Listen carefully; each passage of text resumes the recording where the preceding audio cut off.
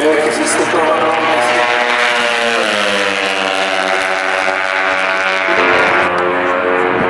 aby kryzuje medzi Koláčom a Mačekom.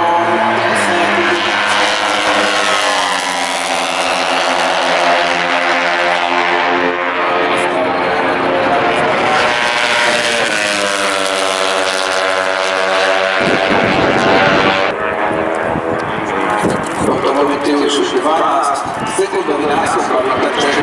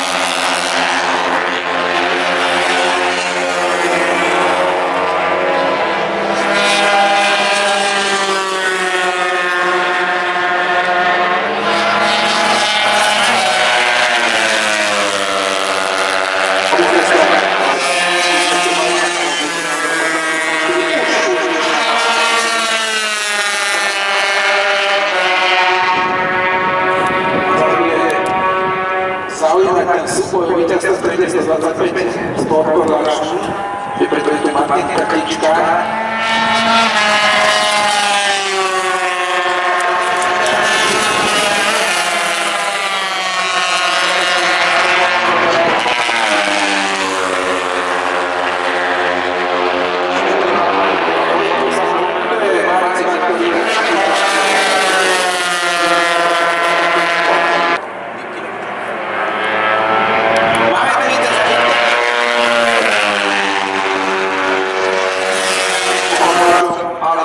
Jednoznačný prospekt Mladého Urbančoka, máme to zostatok číslo 90.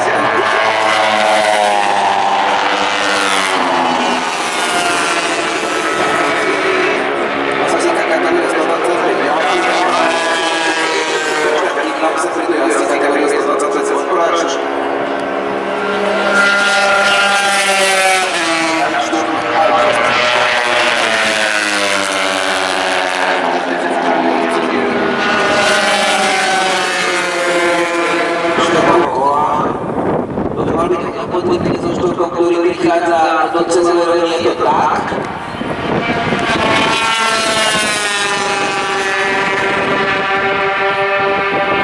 No a už by mal prichádzať Deviker. Pozrite sa na tom finále.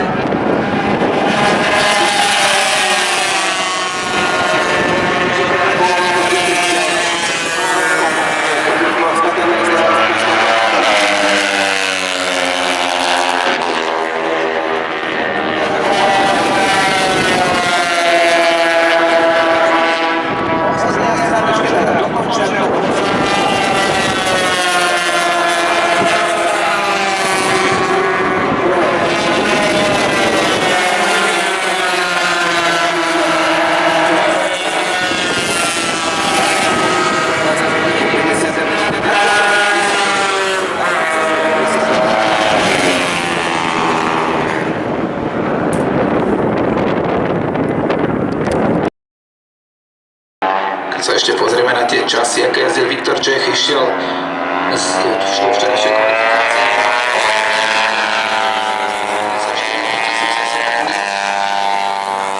Prehľadom z víťaza prišiel.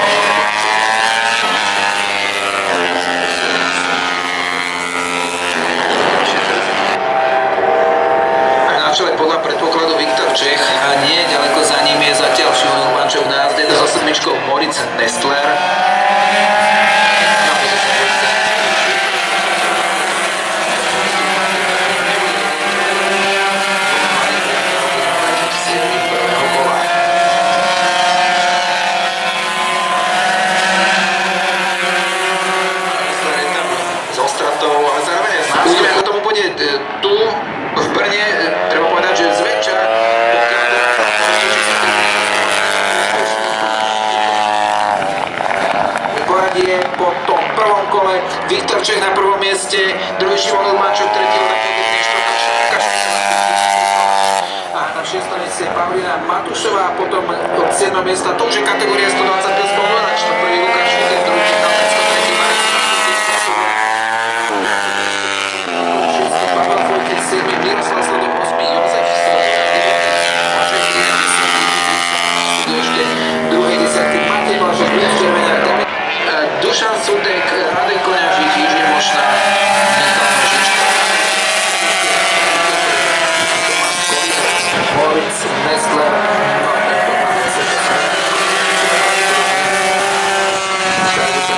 v každom kole dopisovaní, pretože sa štartuje bez času, ale samozrejme ho videli ísť na treťom mieste, takže on podľa štartu sa môže napoďme. Do cieľa druhého kola môžeme si tak teraz kontrolovať Viktor Čech stále na prvom mieste, druhý Šimon Urbančuk. No a teraz osobne si myslím, že naozaj Moritz Nestler tu s tým štartovým číslom 7 pôjde.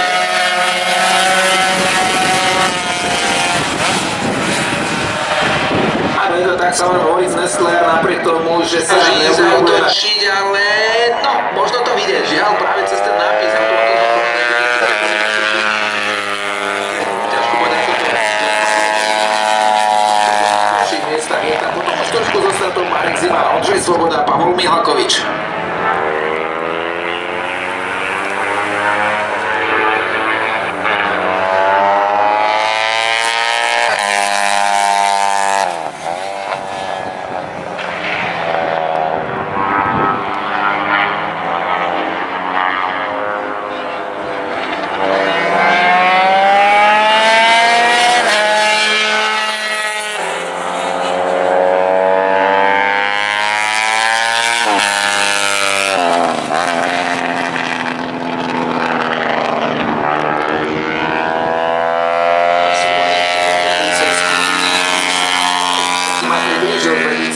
To znamená Krikerovi a Gleckovi, to sú asi tak na Bohumila Stašu.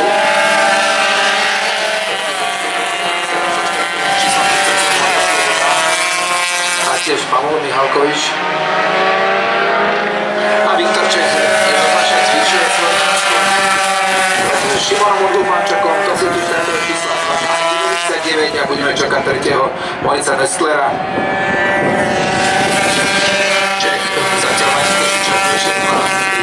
Urbančuk 2.18.5 a Moritz Nestler 2.24.6. Áno, Nestler teraz nám prešiel cieľom ďalšieho kola.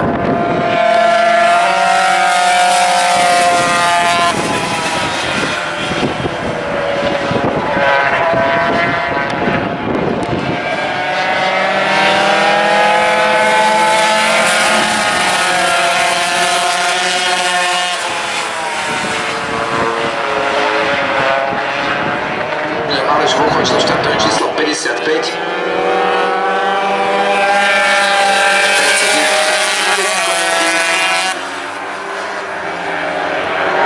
Ale pripomeniem, že pokiaľ sa vám preteky páčia, tak určite by ste si nemali nechať na úst ani na budúci týždeň preteky na Slováckom okruhu Starom Meste pri Uherskom Hradišti. A vidím, že Lukáš Švítek bol opäť na trati, ktorý do boxovej liečky štartové číslo 94.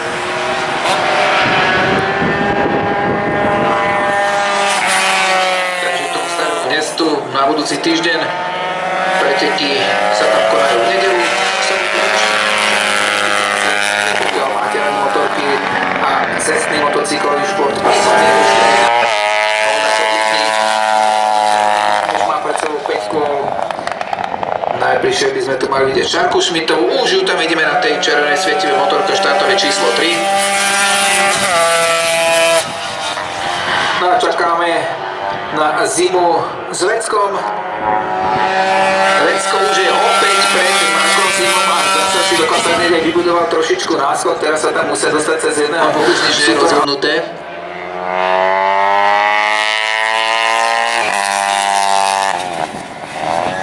Poďme sa ešte pozrieť práve na tie časy pretekárov. To bude 125 popadačný Michal Vecko, 230 Rohník a Zima 2.29.8, takže to som na rýchle Čas Lukáša Fikera, ten bol vo svojom kole najrýchlejší, 2.30 tiež rovný.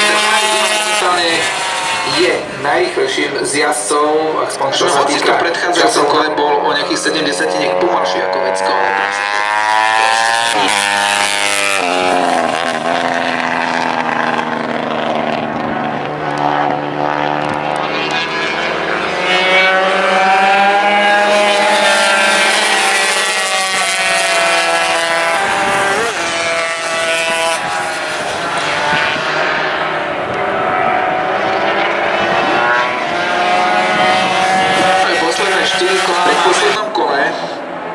Viktor Čech z 2.14.9, takže teraz prvýkrát zajazdil to.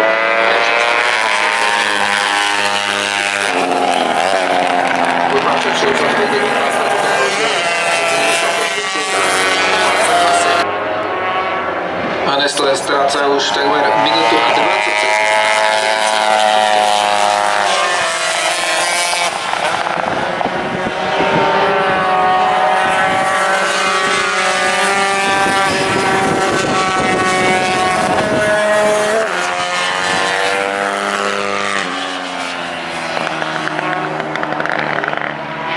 Dušan Sudek a Radek Koňažík, ale zo stratou samozrejme.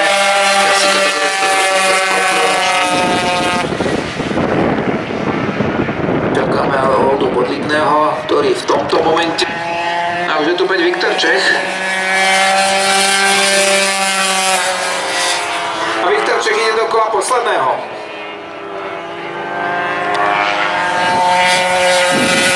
To je Šárka Šmitová. Lukáš Fiker sa tu naďalej teda vozí, síce zostal medzi Veckom a Zimom. Zdá sa teda byť rozhodnutie Šalko Víťažok teraz, pozrieme sa potom, aká je tá strata. Krásne sú, bolo to tretie miesto v rámci SPČiek medzi Ondřejom Svobodom a Slovákom Pavlom Mihalkovičom.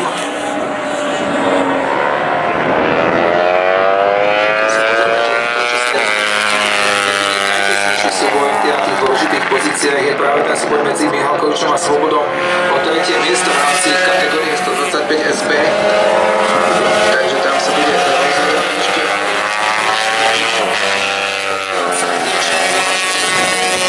Ostatné miesta na pódiu sú najrýchlejší zo všetkých pretekárov na trati.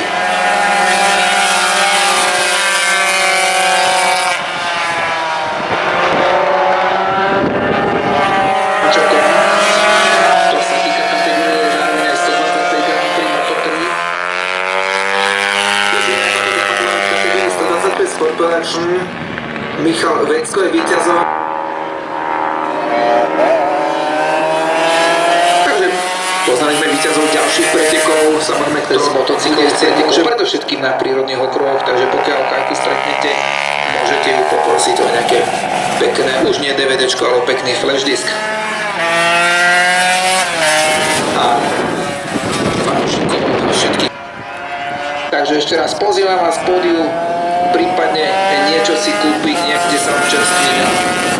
Potom sa stretneme pri ďalšom.